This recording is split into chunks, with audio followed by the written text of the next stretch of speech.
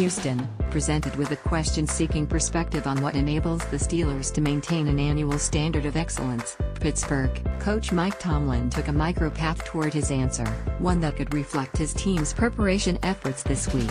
What the Steelers, 11-3, must overcome in advance of their final road game of the season, a Christmas Day tilt against the Houston Texans at Energy Stadium, was essentially a double loss last Sunday against the New England Patriots. Not only did the Steelers blow a fourth-quarter lead and subsequently an opportunity to control home field advantage for the AFC playoffs, but they also lost Pro Bowl receiver Antonio Brown to a calf injury for the remainder of the regular season.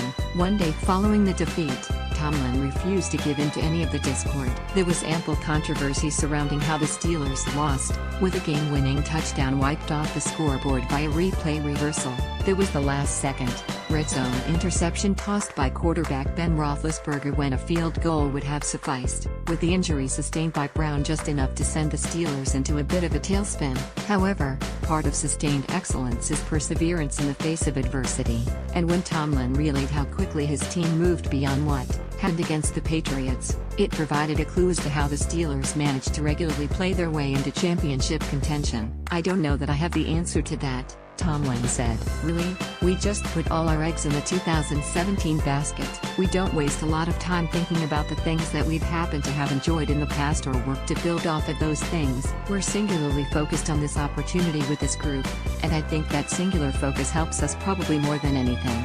Pittsburgh certainly has the depth to push forward without Brown in the interim, particularly given the level of competition the Steelers will face over the final 2 weeks of the season. They will host the winless Cleveland Browns in the finale. Roethlisberger might not perform at the elevated level of seasons past, but he has been excellent enough to earn another Pro Bowl nod. Roethlisberger was one of an NFL high 8 Steelers named to the Pro Bowl on Tuesday. The collection includes Brown, running back Le'Veon Bell, injured linebacker Ryan Shazier, kicker Chris Boswell and offensive lineman Alejandro Villanueva, David DeCastro, and Marquise Pouncey. Brown will be missed, but Pittsburgh will survive. "It's hard to quantify that," Texans coach Bill O'Brien said of how much the Steelers will miss Brown. "He's such a great player, and to me, they have other great players." You go through their film. Obviously, Ben Roethlisberger, Hall of Fame quarterback, great player.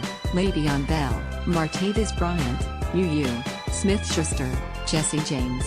Offensive line's real good. So, do they have guys that can make up for the loss of Antonio Brown? Yes, they're a very explosive team, but he is a great player, there's no doubt about it. The adversity facing the Texans, 4-10, centered on O'Brien answering questions regarding his future in Houston.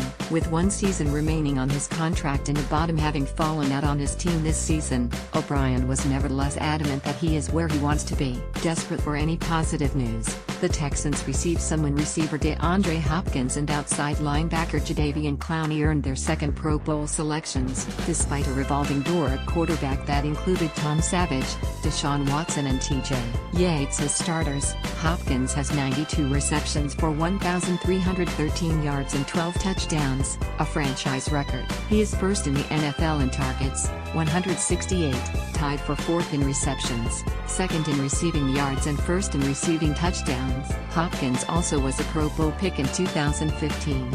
Clowney will make back-to-back trips to the Pro Bowl. With 2 games remaining, Clowney has set career highs for sacks, 9, tackles for loss, an AFC high 20, and quarterback hits, 20. "They deserve it," O'Brien said. "Those guys have played well this year. They've shown up every week and played very hard, played very productively. To be recognized as one of the best players at your position in the NFL is a